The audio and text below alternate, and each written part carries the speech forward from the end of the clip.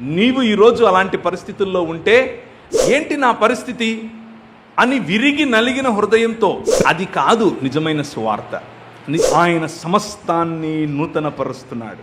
తల్లికి చెల్లికి తేడా లేనంతగా పశుప్రాయులవుతారో, దానికి కులాన్ని నిర్మించుకుంటున్నావు, మతాన్ని నిర్మించుకుంటున్నావు, భాషను నిర్మించుకుంటున్నావు, ఉపకులాన్ని నిర్మించుకుంటున్నావు.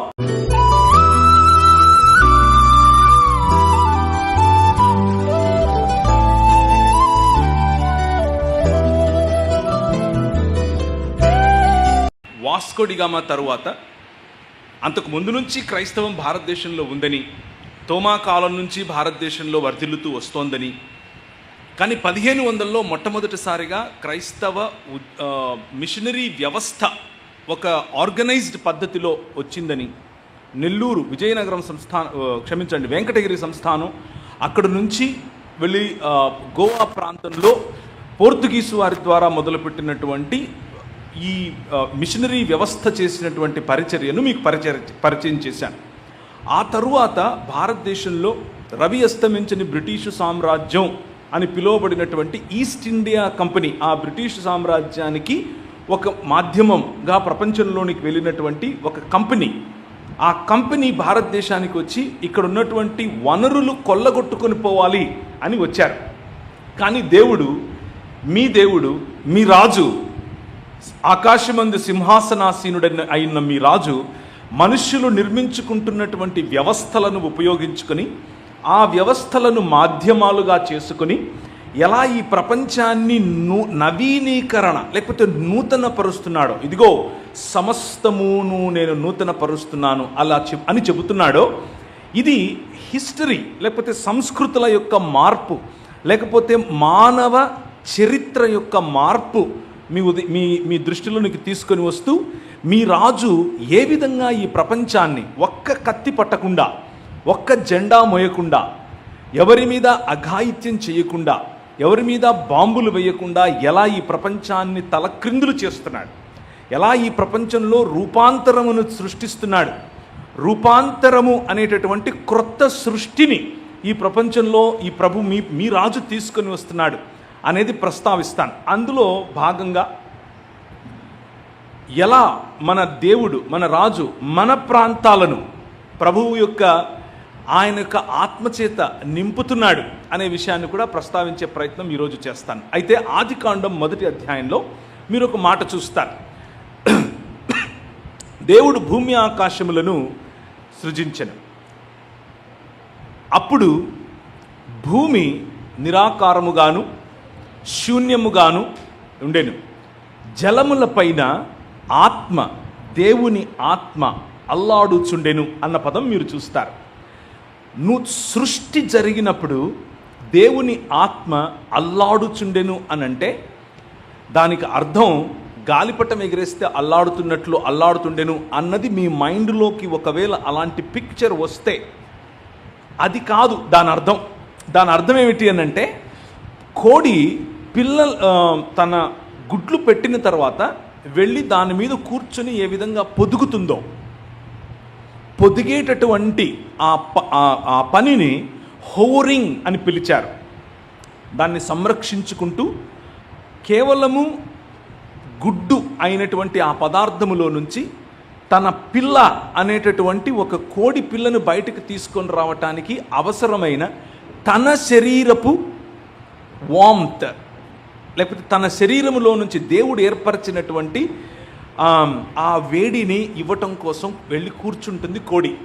అలా పరిశుద్ధాత్మ దేవుడు తను చేసినటువంటి భూమి ఆకాశములు అనే శూన్యము మరియు నిరాకారములో నుండి ఒక ఆర్డర్, అనగా ఒక బ్యూటిఫుల్, ఆయన తన సమయమందు సమస్తాన్ని అందంగా బ్యూటిఫుల్గా చేయటం కోసం he was hovering upon his creation. ఆయన తను చేసినటువంటి సృష్టి పైన అల్లాడుచూ ఉండెను.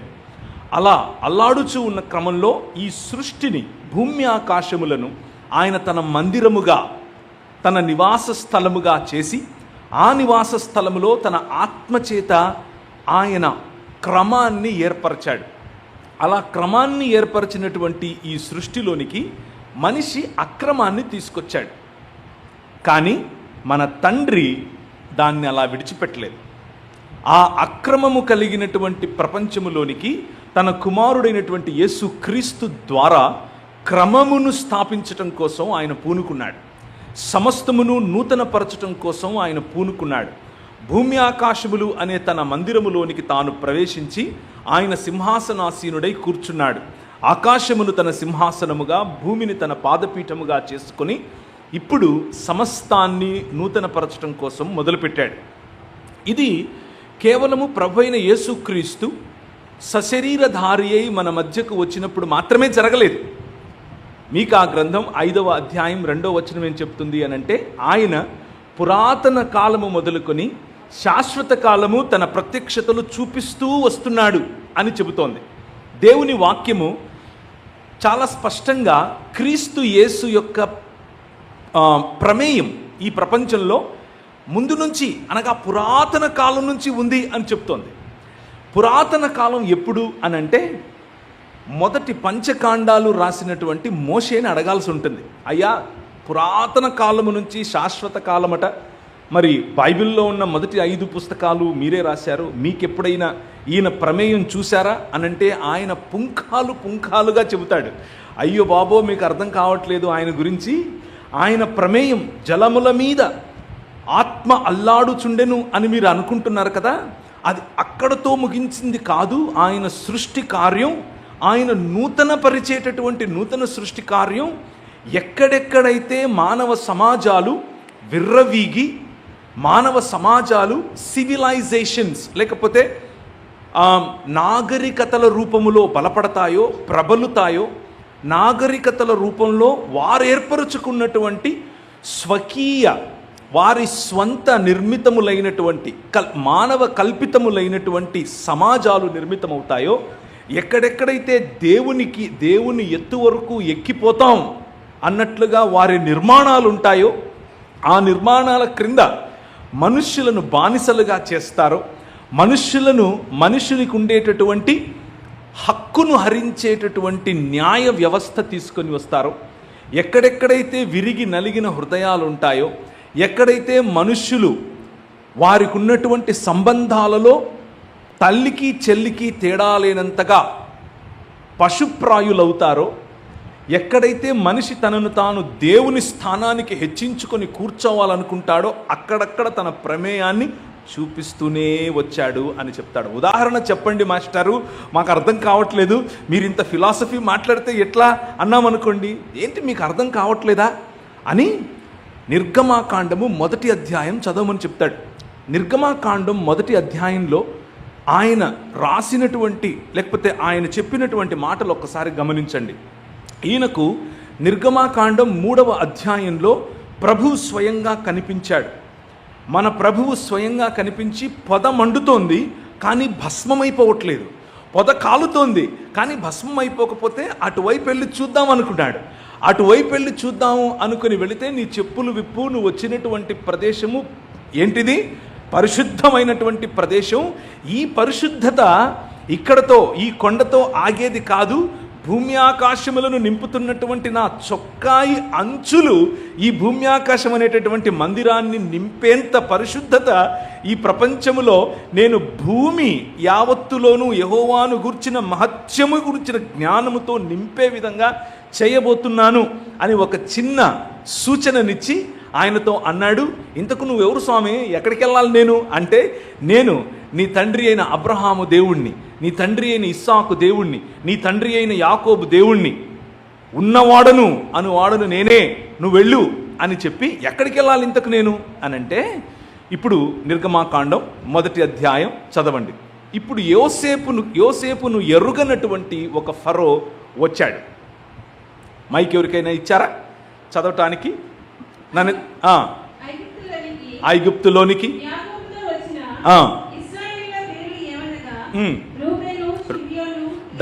దాన్ని స్కిప్ చేసి యోసేపుకు తెలియనటువంటి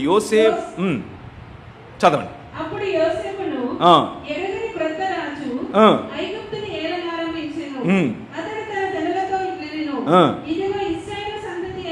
ఇదిగో ఇశ్రాయేలు సంతతి అయిన ఈ జనము మనకంటే విస్తారముగా ప్రబలుతున్నారు.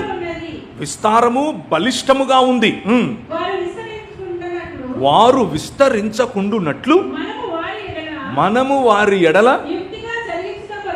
యుక్తిగా జరిగించుదము రండి.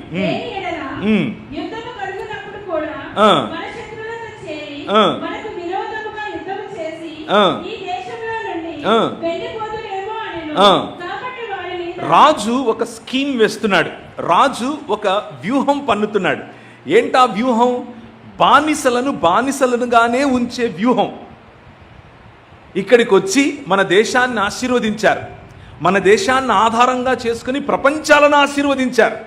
ప్రపంచములలో అన్నము లేని పరిస్థితి వస్తే, ఆకలితో అలమటించిపోతూ ఉంటే యోసేపు అనే ఒక వ్యక్తి నిలబడుకొని వనరుల వికేంద్రీకరణ అనగా వనరులన్నిటినీ ఒక చోట జమ చేసి వాటిని అందరికీ పంచిపెట్టి, నీ ద్వారా నీ పిల్లల ద్వారా అబ్రహాముకి ఇచ్చినటువంటి మాట, నేను ప్రపంచములను ఆశీర్వదిస్తాను అని చెప్పినటువంటి మాటను సంపూర్ణం చేస్తూ ఆయన రాజ్యములను శిష్యత్వంలోనికి నడిపిస్తే ఫరో లాంటి వారే ఆయన ప్రతిభ చూసి, అబ్బా ఇంత బాగా యోసేపు నమ్మిన దేవుడే నిజమైన దేవుడు అని ఆలోచించే రీతిగా వస్తే, కానీ ఒక సమయం వచ్చింది.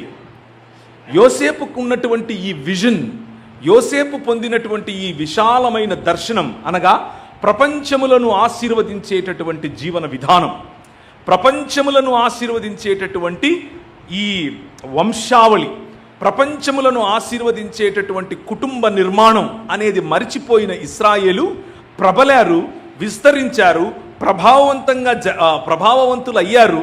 కానీ రాజు కన్ను కుట్టింది.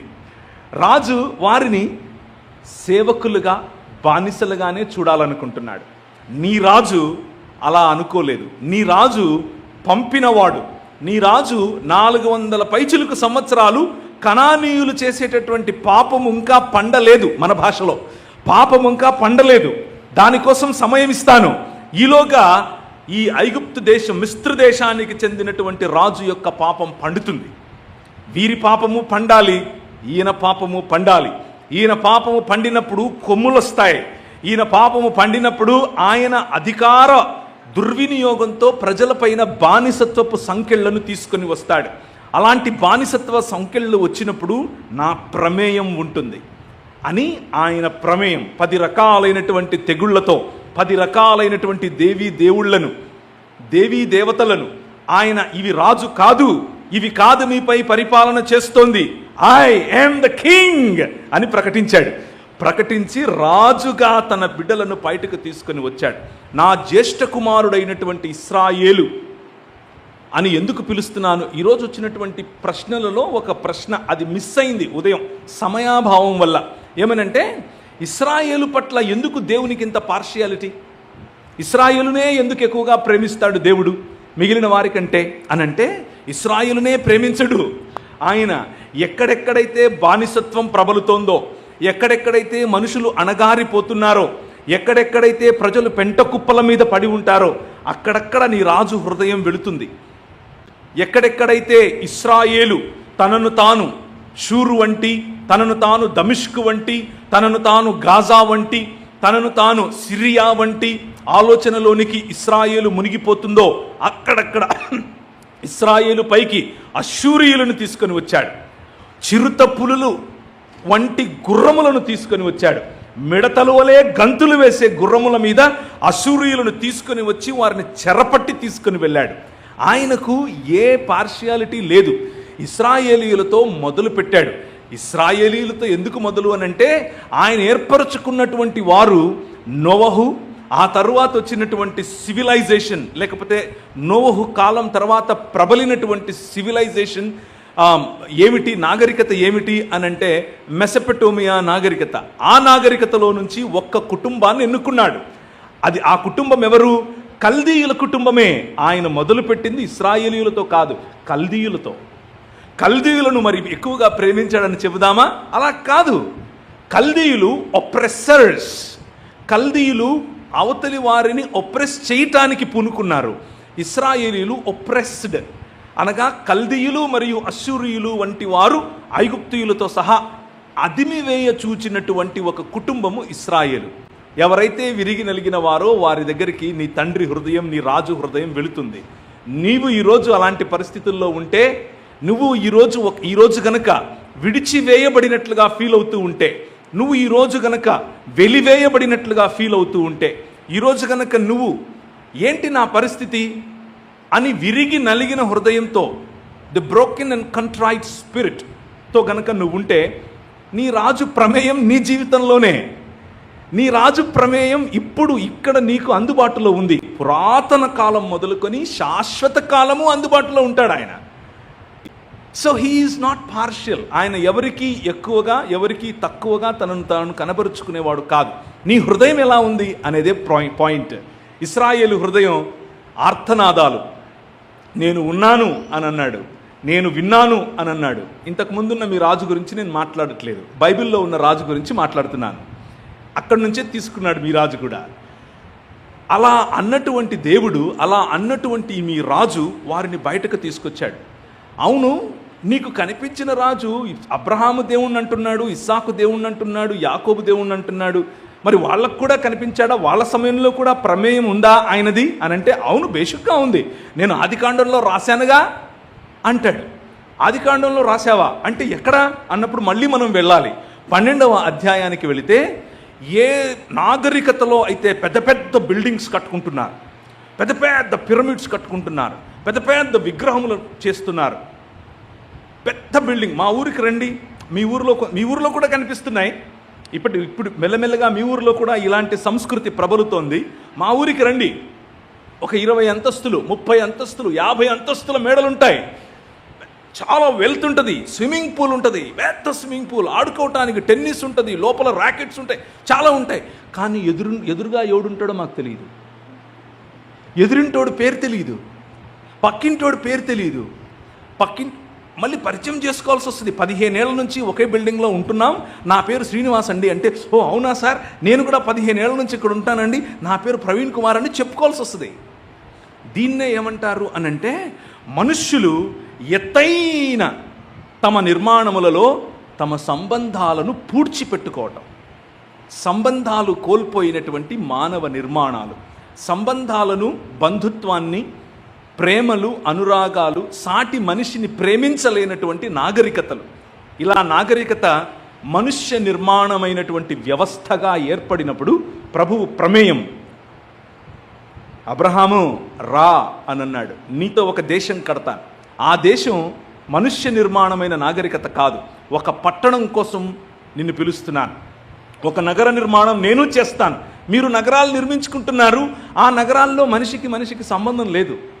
అవతల మనిషి నుంచి నిన్ను వేరు చేసుకోవటానికి గోడలు కట్టుకుంటున్నావు, అవతల సమాజం నుంచి నిన్ను వేరు చేసుకోవటానికి కులాన్ని నిర్మించుకుంటున్నావు, మతాన్ని నిర్మించుకుంటున్నావు, భాషను నిర్మించుకుంటున్నావు, ఉపకులాన్ని నిర్మించుకుంటున్నావు. కానీ నేను కట్టే నిర్మాణం, నేను చేయబోయే ఆ దేశం, నేను నిర్మించబోయేటటువంటి ఆ రాజ్యం, ఒక పట్టణం, ఒక నగరం, ఆ నగరం దానికి మనిషి నుంచి మనిషిని వేరు చేసేటటువంటి గోడలు ఉండవు, దాని గేట్స్ ఎప్పుడు బంద్ ఉండవు, ఎప్పుడు అవి మూసుకొని ఉండవు, తెరుచుకొని ఉంటాయి. ఈ నగరానికి చుట్టూ నిర్మించినటువంటి ఈ గోడలు అందరినీ ఆకర్షిస్తాయి. రా అని దేశములు, ఆ రాజులు, భూరాజులు వారి మహిమను మోసుకొని ఈ నగరంలోనికి, ఈ రాజ్యంలోనికి ప్రవేశిస్తారు. అదే మీరు ఈరోజు ఉదయం చదివినటువంటి వాక్య భాగం 21వ అధ్యాయం ప్రకటన గ్రంథం 5 తర్వాత, సింహాసనాసీనుడు అయిన వాడు కూర్చొని సమస్తమును నేను నూతనంగా చేస్తున్నానన్నాడే, దాని క్రింద మీరు చదివితే ఈ వివరణే ఉంటుంది. మనుష్య నిర్మాణాలు మనలను పతన స్థితిలోనికి తీసుకెళ్తాయి. మనుష్య నిర్మాణాలు మనిషికి మధ్య కనిపించే గోడలు కొన్ని పెడతాయి, కనిపించని గోడలు కొన్ని పెడతాయి. విద్యా వ్యవస్థ, వైద్య వ్యవస్థ, ఆరోగ్య వ్యవస్థ, పొలిటికల్ వ్యవస్థ అనగా రాజకీయ రంగం, ఇలా యంత్రాంగాలన్నీ కూడా మనిషి సృష్టించి రండి వారి కట్లు విప్పుదము అని అనుకుంటాడు. కానీ సాటి మనిషిని తెలియకనే కొన్నిసార్లు, ముఖ్యంగా మత వ్యవస్థలో తెలియకనే కొన్నిసార్లు ఒంటరిని చేస్తాడు. తన మనసులో ఉన్న బాధ చెప్పుకోలేనటువంటి వ్యవస్థల నిర్మాణం జరుగుతుంది. కొందరిని డిస్క్రిమినేట్ చేసేటటువంటి వ్యవస్థలు నిర్మితమవుతాయి.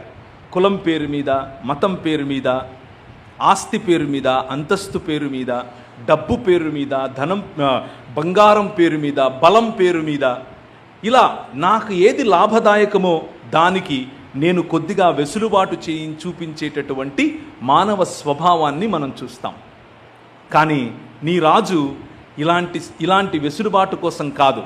ఎక్కడ విరిగి నలిగిన హృదయం ఉంటే, ఎక్కడ ప్రజలు ఆర్తనాదాలు చేస్తూ ఉంటే, ఎక్కడ ప్రజలు ఒంటరి వారైతే, ఎక్కడ ప్రజలు బలహీనులైతే అక్కడ తన ప్రమేయం చూపించడానికి వస్తాడు.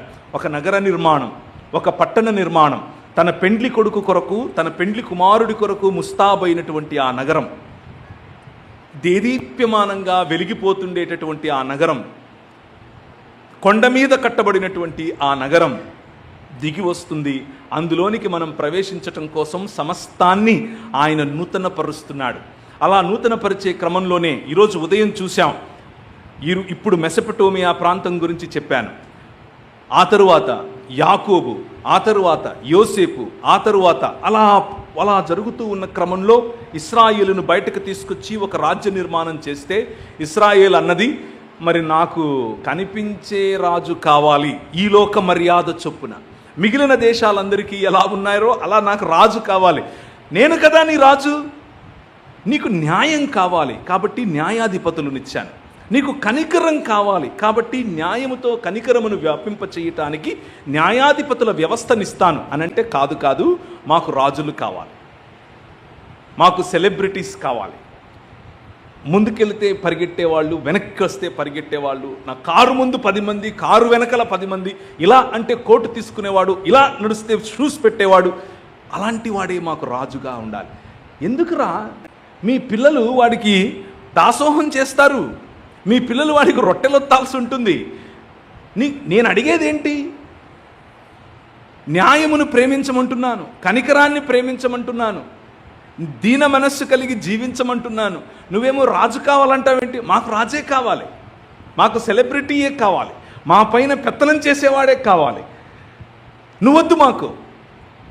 సరే పర్వాలేదు, సమూయేలు టెన్షన్ పడకు, వాళ్ళు రిజెక్ట్ చేస్తున్నది నిన్ను కాదు, నన్ను. వాళ్ళకి ఇచ్చేయి, వాళ్ళకి కావాలి కదా, ఇచ్చేయి. కానీ నా హృదయానుసారుడైనటువంటి నా కుమారుడిని నేను లేపుకుంటాను, దావీదు కుటుంబంలో నుంచి నా హృదయానుసారుడైనటువంటి వాడిని లేపుకుంటాను అని చెప్పి ఈ ఏదెను నిర్మాణం, ఈ మందిర నిర్మాణం, ఈ గుడార నిర్మాణం, లేకపోతే ఈ దేవాలయ నిర్మాణం, సమూయేలు అనుకున్నాడు, షహీనా మహిమ దిగి వచ్చిన కారణం చేత నేను నిర్మించినటువంటి మానవుని హస్తకృత్యమైనటువంటి దేవాలయంలోనికి ఆయన వచ్చాడు కాబట్టి ఇదే పర్మనెంట్ అనుకున్నాడు. కానీ ఆయన మనసులో ఉన్నటువంటి దేవాలయం ఇదిగో ఇక్కడ రాజమండ్రిలో వేరువేరు కులాలు, వేరువేరు మతాలు, వేరువేరు ప్రాంతాలు, వేరువేరు భాషలు, వేరువేరు రంగులు, స్త్రీ పురుషులు, ఇలా భిన్నమైనటువంటి మీరందరినీ ఒక్కచోటికి ఐక్యపరిచి ఒకే రూఫ్ కింద కూర్చుని ప్రభువును స్తుతించే విధంగా ఆయన సమస్తాన్ని నూతనపరుస్తున్నాడు. ఈ సమస్తాన్ని నూతనపరిచేటటువంటి ఈ నూతన సృష్టి కార్యములో భాగంగా ఆయన తను పంపించినటువంటి తన ప్రమేయాన్ని స్వయంగా తన రూపంలో చూపించి, ఆయన పంపించినటువంటి అపోస్తలుల రూపంలో మన మధ్యకు తీసుకుని వచ్చి, ఆ అపోస్తలులు పంపగా వచ్చినటువంటి రిఫర్మేషన్ మరియు రిఫర్మేషన్ తర్వాత వచ్చినటువంటి మిషనరీల రూపంలో మనకు ఆయన తెలియజేశాడు. ఆ మిషనరీ రూపంలో తెలియజేసినటువంటి ఈ సువార్త మన ప్రాంతానికి చేరుకొని వచ్చింది. ఆ రోజుల్లో మన ప్రపంచం లేదా మన దేశం ఎటువంటి పరిస్థితుల్లో ఉంది అంటే, మచ్చుకు కొన్ని మాటలు చెప్తాను. This is not exhaustive list, ఇది సంపూర్ణమైనటువంటి లిస్ట్ కాదు. కొన్ని మీకు ఉపయోగపడేందుకు కొన్ని టిక్లర్స్గా ఇచ్చేటటువంటి మాటలు మాత్రమే. మీరు గనక సమయాన్ని కేటాయించి వెళ్ళి కూర్చుని కొంచెం అధ్యయనం చేయటం కోసం సమయం తీస్తే మీరు ఇంతకంటే లోతైన, ఇంతకంటే ఎక్కువ ఇంపార్టెంట్ అయినటువంటి అంశాలు ఎన్నో తెలుసుకునే అవకాశం ఉంది. సో ఈ దేశానికి 1500లో వాస్కోడిగామా అనగా పోర్తుగీసు వారు వచ్చినప్పుడు పోర్తుగీసు వారితో పాటి, పోర్తుగీసు వారేం మనల్ని ఉద్ధరించడం కోసం రాలేదు, ఇక్కడ వారి స్థావరాలు ఏర్పరచుకోవటం కోసం వచ్చారు. కానీ పోర్తుగీసు వారి యొక్క మాధ్యమాన్ని ఉపయోగించుకుని జెసూయిట్ మిషనరీలు ఎవరైతే వచ్చారో వారు మన దైవజనులు గుర్తు చేసినట్లుగా అట్టడుగు వారు అనుకుంటున్నటువంటి అంటరాని వారు అని వాళ్ళు అనుకుంటే కాదు వారికంటే అట్టడుగు వారు ఇంకొందరు ఉన్నారు అని చెప్పి వారి దగ్గరికి వెళ్ళారు.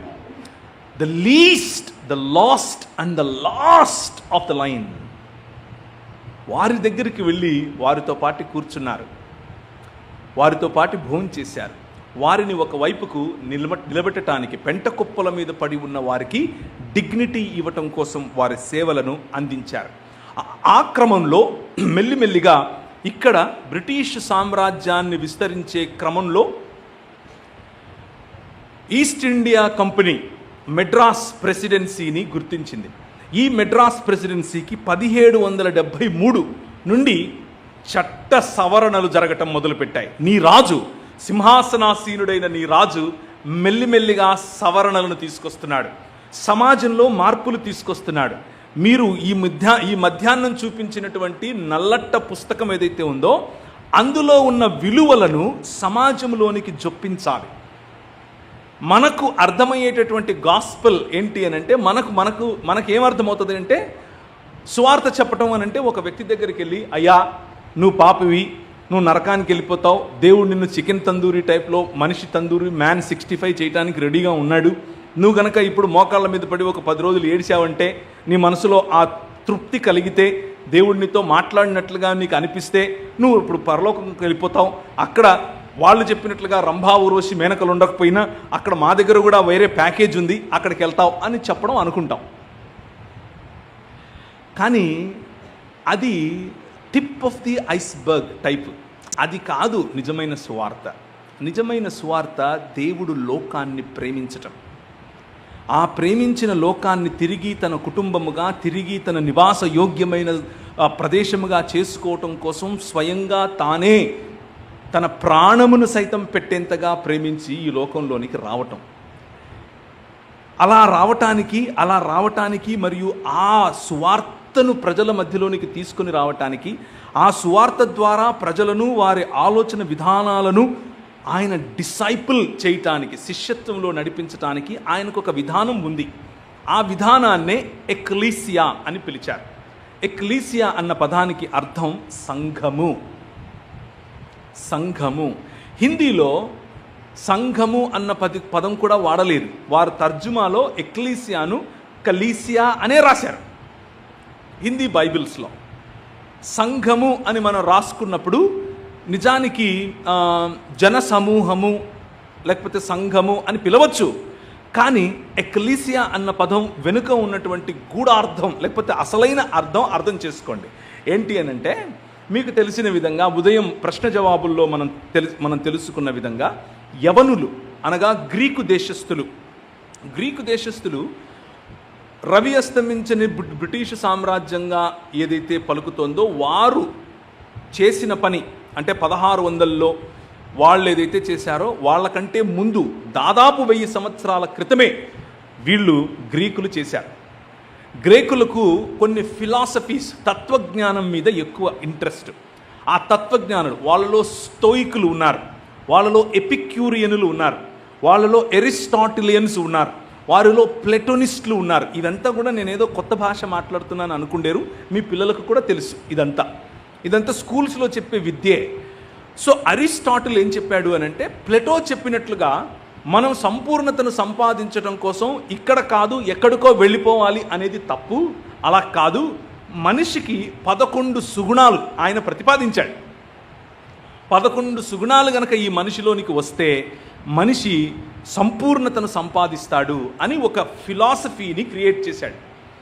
ఆ ఫిలాసఫీని ప్రపంచవ్యాప్తంగా తీసుకుని వెళ్ళటం కోసం గ్రీకుల యొక్క ఫిలసాఫికల్ ఇడియాలజీస్ అనగా తత్వజ్ఞానంలో ఉన్న లోతైన అధ్యయనాన్ని ప్రపంచమంతటికి తీసుకొని వెళ్ళాలి అన్నటువంటి సువార్తను చేతపట్టుకుని ప్రపంచములను కైవసం చేసుకోవటం కోసం మకిదునియా అనే ప్రాంతము నుండి ఎవరు బయలుదేరారు? అలెగ్జాండర్ బయలుదేరాడు. అలెగ్జాండర్ అలా బయలుదేరి ప్రపంచమంతటిని జయిస్తూ జయిస్తూ జయిస్తూ భారత భూభాగానికి కూడా వచ్చాడు. భారత భూభాగానికి వచ్చి ఆయనకున్నటువంటి ప్రధానంగా ఉన్నటువంటి జనరల్స్లో ఒకడైనటువంటి సెల్యూకస్ ఈ భూభాగం పైన రాజయ్యాడు. సెల్యూకస్ ఇక్కడున్నటువంటి రాజుల స్త్రీలతో సెల్యూకస్ మరియు ఆయన పిల్లలు, ఆయన సంతతి పెళ్లిళ్ళు చేసుకోవటం ద్వారా ఇక్కడ ఉన్నటువంటి రాజ్యాలు ఏర్పడ్డాయి. ఇక్కడ ఉన్నటువంటి రాజ్యాలు క్షత్రియ రాజ్యాలుగా వర్ణించబడటానికి గల కారణం ఇదే. గోధుమ రంగు చర్మాలు, లేకపోతే సువర్ణ రంగు చర్మాలు, ఎత్తుగా ఉన్నవారు, చక్కటి పొడవైన ముక్కుగా పిలువబడిన వారు.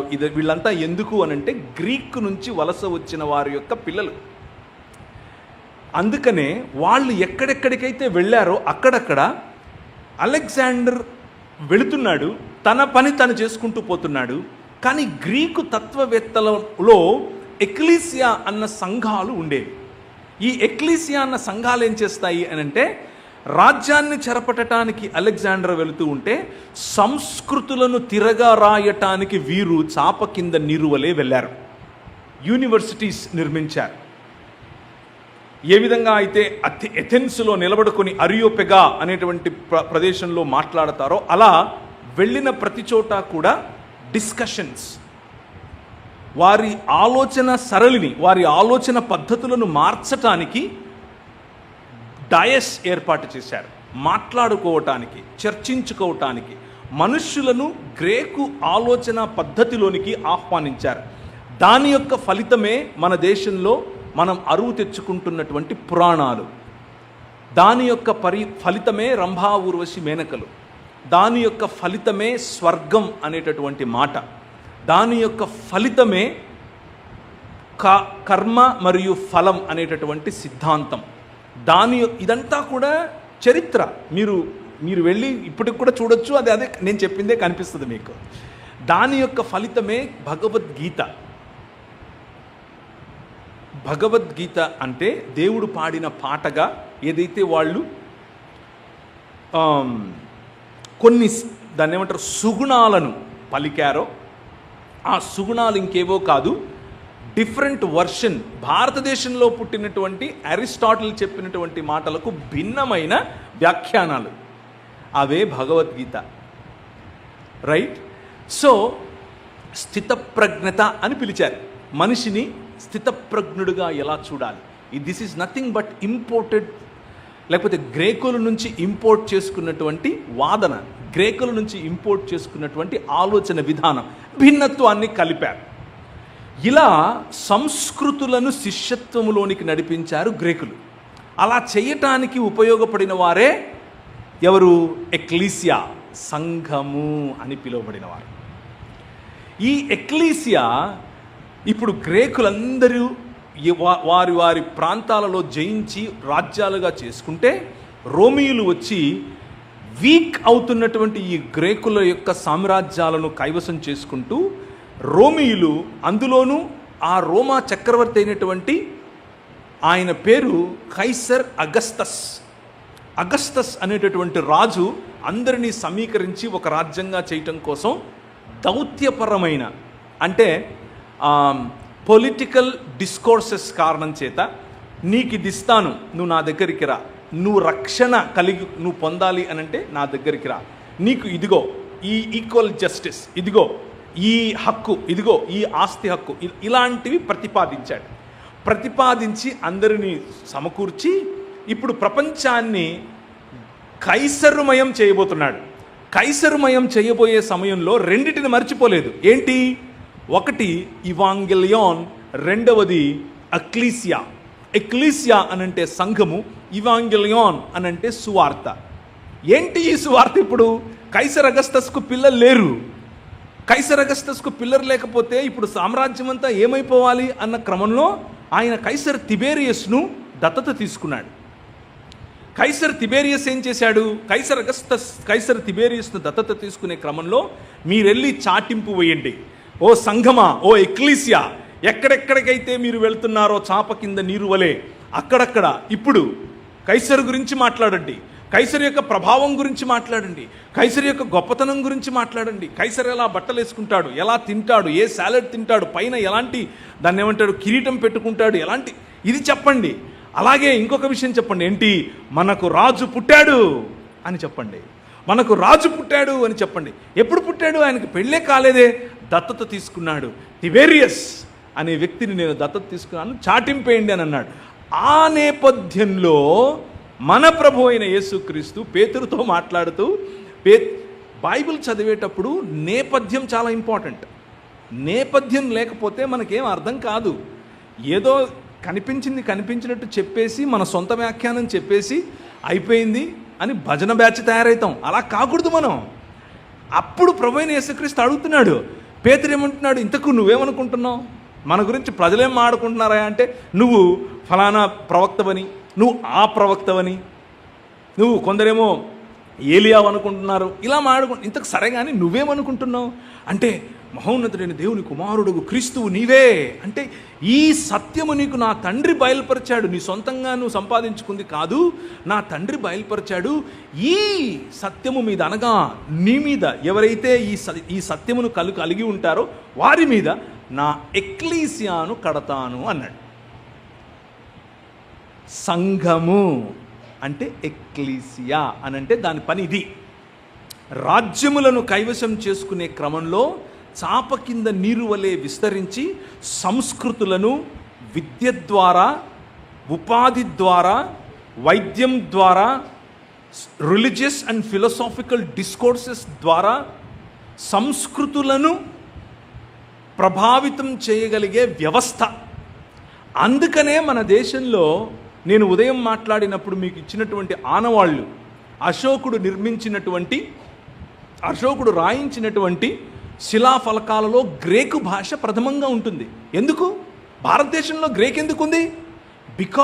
ఎందుకు అనంటే గ్రీకులు మన ఆలోచన విధానాన్ని వారి లిపితో, వారి భాషతో చెరపట్టారు. ఈరోజు ఏ విధంగా అయితే మనం ఆంగ్ల భాష మాట్లాడుతున్నామో అలా ఆ రోజుల్లో అందరూ గ్రీకు భాష మాట్లాడేవారు. ఇస్రాయిలులో గ్రీకు భాషే, మన దగ్గర వెళ్ళాడు. విశ్రాంతి దినం రోజు ఎక్కడికి వెళ్ళాడు? శబ్బత్ అంటే విశ్రాంతి దినం. ఎక్కడికి వెళ్ళాడు? దేవాలయము అన్ని చోట్ల ఉంటుందా? సమాజ మందిరం ఉంటుంది అన్ని చోట్ల. దాన్ని సినగోగు వ్యవస్థ అన్నారు. అంటే ఇప్పుడు మనం ఎలాగైతే 4 గోడల మధ్య కూర్చుని భక్తి చేసి, చప్పట్లు కొట్టి, పాటలు పాడి, ఆరాధన చేసి, వాక్యాన్ని చదివి నేర్చుకుని ఇంటికి వెళ్ళిపోతాం. ఆ వ్యవస్థ సినగోగు వ్యవస్థ. దాన్ని మళ్ళీ నేను కడతాను అని ప్రభు ఎందుకు చెప్తాడు? ఆల్రెడీ ఉంది.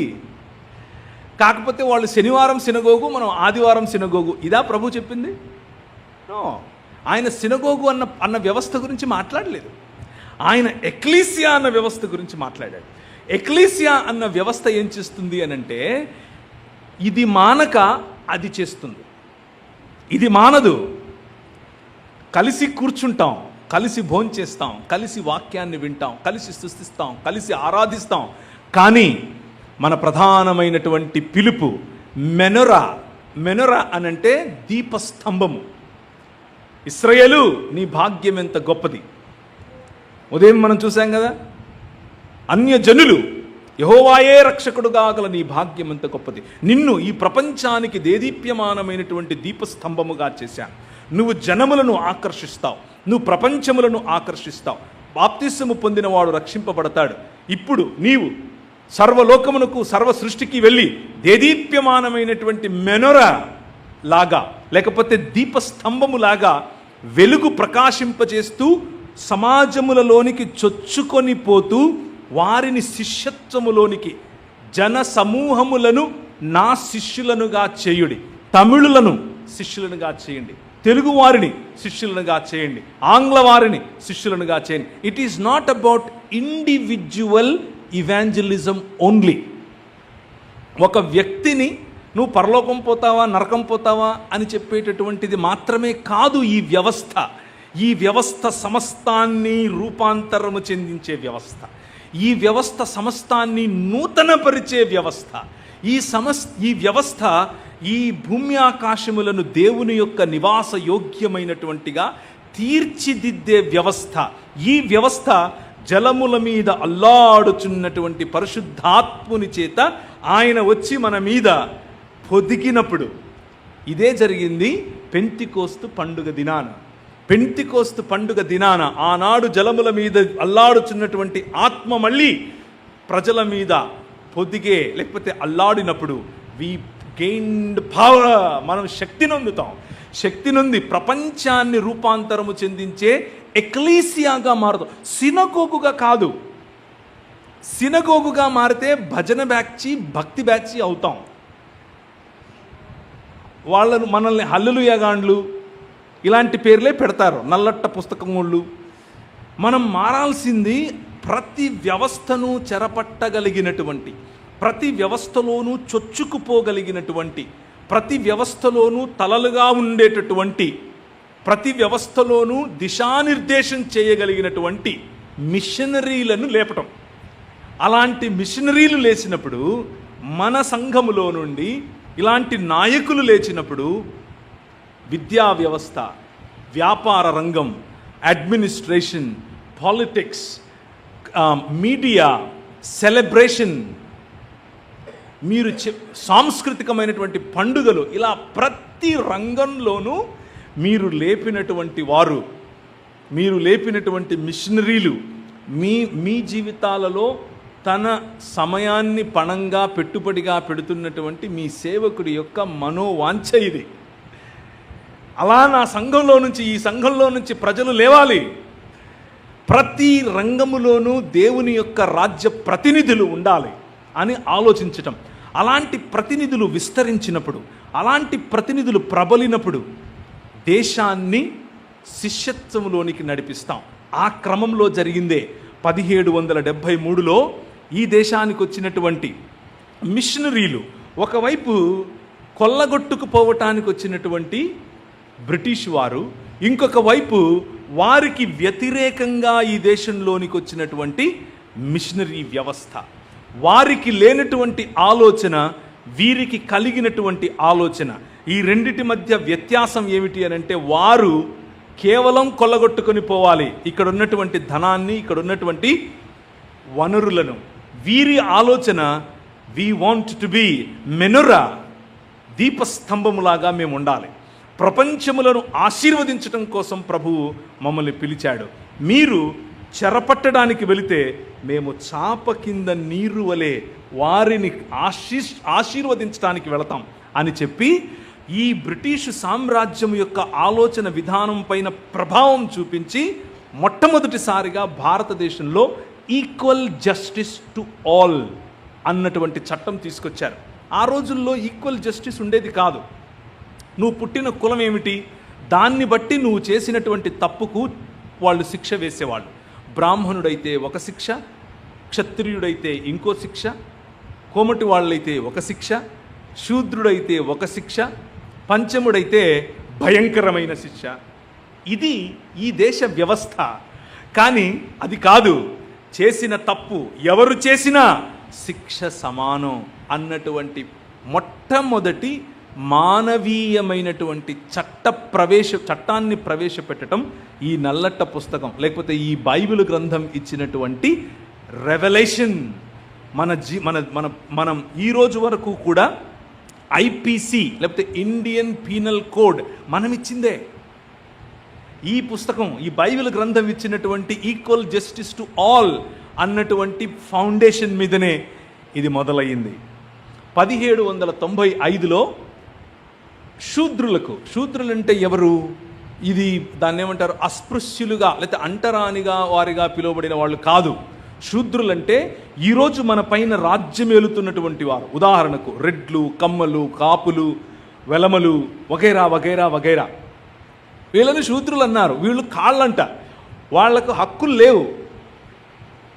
మన రాజు సమస్తాన్ని నూతనపరచటానికి ముందు వాళ్ళు కష్టపడి పొలంలో పనిచేసి పండించి ఒక మంచి కరుబుజ్జకాయ, పుచ్చకాయ చేతిలోకి తీసుకుని నా భార్య నా పిల్లలు కలిసి తిందాం అని అనుకుంటే అక్కడి నుంచి అయ్యగారు వెళ్తున్నారు. చూశారు, ఒరే ఈరిగా ఇది బాగుంది కదరా, ఇంటికి పంపించు, అమ్మగారికి కావాలి అని అంటే నోరు మూసుకొని తీసుకెళ్ళి ఇవ్వాల్సిందే. ఎందుకంటే నీకు హక్కు లేదు. నువ్వు పండించిన భూమి మీద హక్కు లేదు, నువ్వు కట్టించుకున్న ఇంటి మీద హక్కు లేదు. నువ్వు కేవలము శుశ్రూత చేయటానికే పుట్టావు. శుశ్రూత అనంటే నీకంటే పైనున్నటువంటి జాతులకు, నీకంటే పైనున్నటువంటి కులాలకు బానిసవు. నువ్వు సేవ చేయాలి, అదే నీ పని. 1795లో మొట్టమొదటిసారి ఈ నల్లట్ట పుస్తకాన్ని మోసుకొని వచ్చినటువంటి మీ సమాజం ప్రపంచములో నో ప్రతి ఒక్కరికి పని చేసేవాడికి తినే హక్కుంది, పని చేసేవాడికి భూమిపై హక్కుంది, ఇల్లు కట్టుకున్న వాడికి ఇంటిపై హక్కుంది అని ప్రవేశపెట్టాం. ఈ చట్టం ద్వారా, ఈ చట్టం కారణంగా శూద్రులకు కూర్చునే హక్కు వచ్చింది. అయ్యగారి ముందు, క్షత్రియ రాజు ముందు, లేకపోతే కోమటి వారి ముందు ఎవరైనా శూద్రుడు గనక కూర్చుంటే, ఎవరు శూద్రుడు అంటే నేను ఇంతకుముందు చెప్పినట్లు ఇప్పుడు ఎవరైతే రాజ్యాభిషేకం జరిగించుకొని దాన్ని ఏమంటారు, సింహాసనం మీద కూర్చొని ఏలుతున్నారో వారు దాసులకప్పుడు. వారిని సింహాసనాసీనులుగా చేసింది ఎవరు? నీ రాజు. సింహాసనాసీనుడై కూర్చొని సమస్తాన్ని నూతన పరుస్తున్నాను అన్నాడే ఆ రాజు. అయితే ఇక్కడ చెప్పటానికి, ఈ లోపలికి వెళ్ళటం ముందు ఒక చిన్న విషయం చెప్తాను. నీ రాజు పనిచేసే పద్ధతి వేరు. నీ రాజు అలా చిటికేసి స్వాహ అంటే అన్నీ అయిపోయాయి అనే టైప్ కాదు. ఈయన 1000 సంవత్సరాలు గడిచినా ప్రపంచంలో ఉన్న ప్రజల యొక్క మార్పు కోసం, హృదయంలో మార్పు కోసం, సమాజంలో మార్పు కోసం చాలా ఓపికగా పనిచేస్తాడు. మనలాగా నాకు నచ్చలేదు నువ్వు బయట ఉండు టైప్ కాదు. అది కాదు ఈ రాజు వైఖరి. ఈ రాజు సమయం ఇస్తాడు. ఈ రాజు మారటానికి సమయం ఇస్తాడు. ఈ రాజు ఒకరిని క్షమించిన తరువాత ఆ మనిషే ముద్దు పెట్టుకొని మరీ నన్ను పట్టిస్తాడు అని తెలిసినా, ముద్దు పెట్టుకొని మరీ నన్ను సిలువెక్కిస్తాడు, నీకు సమాధానము కలుగునుగాక, శుభము కలుగునుగాక అని చెప్పి అశుభ కార్యానికి అప్పగిస్తాడు అని తెలిసినా అంతము వరకు వారిని ప్రేమించగల హృదయము, వైఖరి ఉన్న రాజు నీ రాజు. సో ఒక చిన్న పాయింట్ ఇక్కడ మీరు గుర్తు చేసుకోండి. ఒకవేళ మన వైఖరి ఇప్పటికిప్పుడు అయిపోవాలి, నేను చెప్పినట్లు, నేను అనుకుంటున్నట్లు అన్నది నీ వైఖరి అయితే, అందులో నీ రాజు హృదయానికి దగ్గరగా నీ వైఖరి లేదు అని గుర్తు చేసుకోవాలి. ఆయన 1000 సంవత్సరాలు వెచ్చించి సమాజములలో మార్పు కోసం ఈరోజు వరకు చాలా ఓపికగా ఎదురు చూసేటటువంటి తండ్రి హృదయం గలవాడు. పెద్దన్న హృదయం ఏం చేస్తుంది అనంటే, ఏంటి నీ కొడుకు నిన్ను వదిలేసి వెళ్ళిపోతే వాడు వచ్చాడని చెప్పి ఇప్పుడు మటన్ బిర్యానీ వండిస్తావా, నేను అప్పటి నుంచి ఇక్కడుండి కష్టపడి పనిచేస్తూ ఉంటే అని చెప్పి ఇంటికి బయటికి వెళ్తాడు పెద్దన్న. తండ్రి దూరం నుంచి వాడు మారు మనస్సు పొందాడు, సరే తప్పు చేశాడు పర్లేదు, వాడు వస్తున్నాడు కదా అని వాడి మెడ మీద పడి ముద్దు పెట్టి కౌగిలించుకుని లోపలికి తెస్తాడు. నీ రాజు వైఖరి తండ్రి హృదయం. నీ రాజు వైఖరి పెద్దన్న కాదు.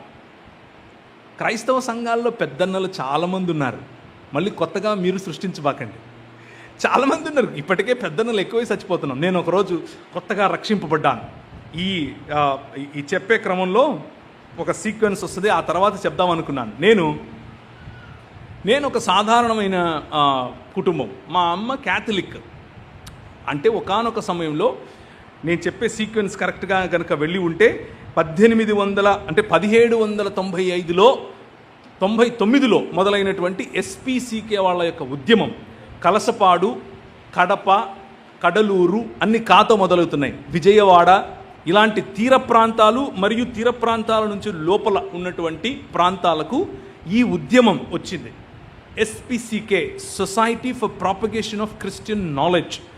దీన్నే తరువాత ఎస్పీజీ లేకపోతే సొసైటీ ఫర్ ప్రాపగేషన్ ఆఫ్ గాస్పెల్గా మార్చి ఇక్కడ ఉన్నటువంటి ప్రజలను ఆకర్షించడం మొదలుపెట్టారు.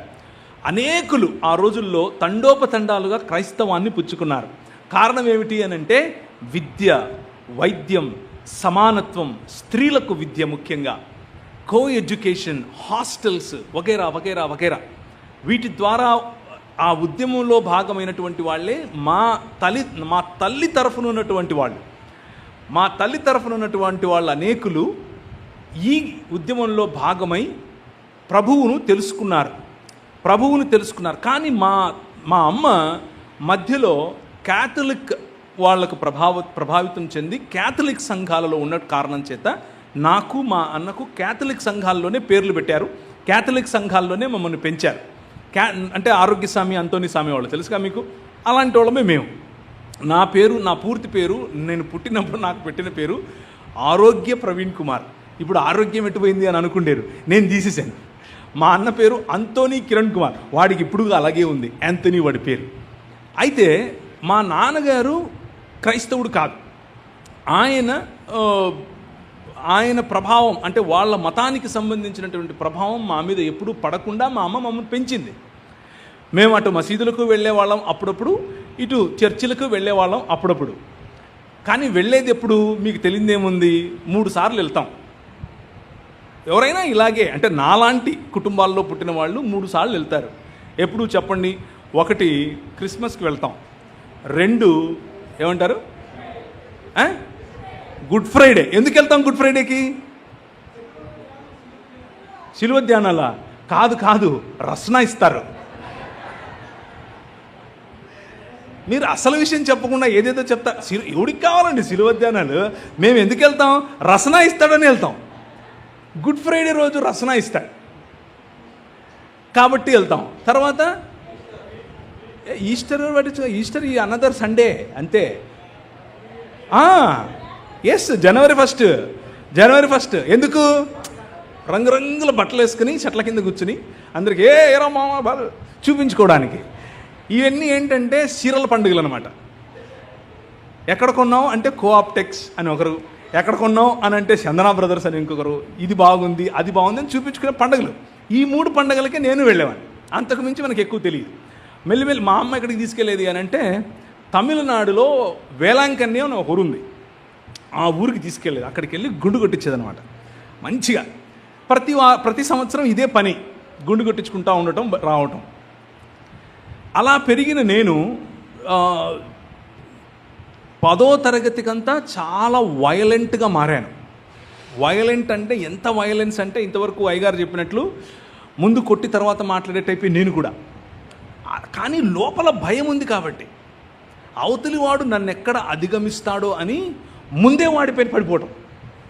పిరికితనంతో చేసేటటువంటి పనులు ఇవన్నీ కూడా, ధైర్యంతో చేసే పనులు కాదు ఇవి, పిరికితనంతో చేసే పనులు. పిరికితనంతో నేను చివరికి ఈ స్టూడెంట్ రాడికల్ యూనియన్, RSU అని ఉంటుంది, రాడికల్ స్టూడెంట్ యూనియన్, వాళ్ళతో ఇలాంటి భావజాలాలకు నేను అట్రాక్ట్ అయ్యి ఆ భావజాలాలతో పాటుగా కడపలో అప్పుడు నేను 10వ తరగతి, 11వ తరగతి, 12వ తరగతి ఈ సమయంలో ఎక్కువగా గంజాయికి అలవాటు పడిపోయాను.